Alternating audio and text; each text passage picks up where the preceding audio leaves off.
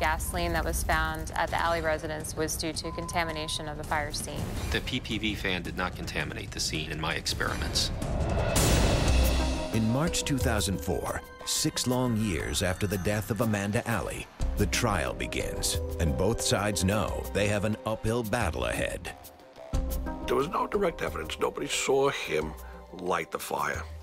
There was no smoking gun confession. We knew that we had several obstacles in front of us. The fact that he's born in Iran, he bore a familiarity to Saddam Hussein. We were concerned that social views were going to impact everything we did against that post-9/11 backdrop. But the case boils down to expert testimony. This case, unlike many criminal cases, was really driven by expert opinion and expert testimony. And the science is complicated. Some of the experts were just way over my head. The chemicals and the evaluation, and a lot of it was pretty technical. And with every piece of evidence, a man's fate hangs in the balance. I began to change my mind and my thinking because of the evidence concerning the gasoline. After weeks of back and forth, both sides rest their case. We thought we had presented a pretty compelling case. We had sufficiently cross-examined the important people. In particular, we thought we had done an effective job with the state's expert witnesses. We thought we had gone beyond just establishing reasonable doubt.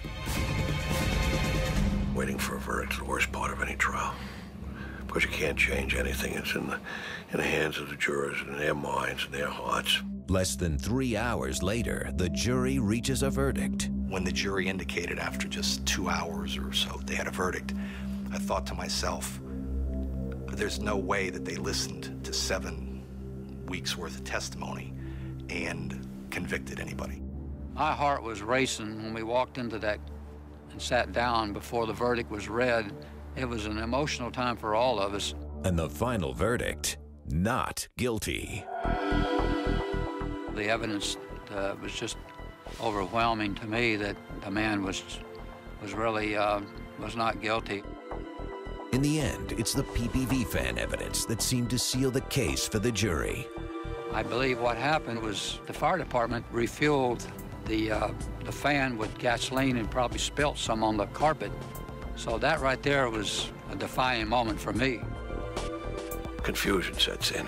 Confusion is the defense ally and the prosecutor's enemy. I hate it when that happens.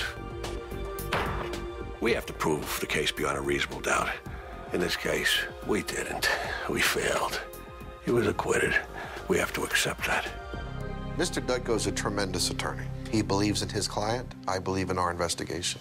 But the jury believed in Dutko's defense, and they have the final say. The Amanda Alley case just doesn't stand up to a reality check. He would have had to park his car out of sight, sneak in, light the fire, and run back to his car, and get in his car and drive up and somehow calm himself down. The whole thing just didn't make sense. Justice was absolutely served in this case. It took a while to get there, but if ever there's an example of justice, this was it. Based on the forensic evidence, a jury in Broward County, Florida, has found Kazem Pagafri not guilty of murder. What did you decide?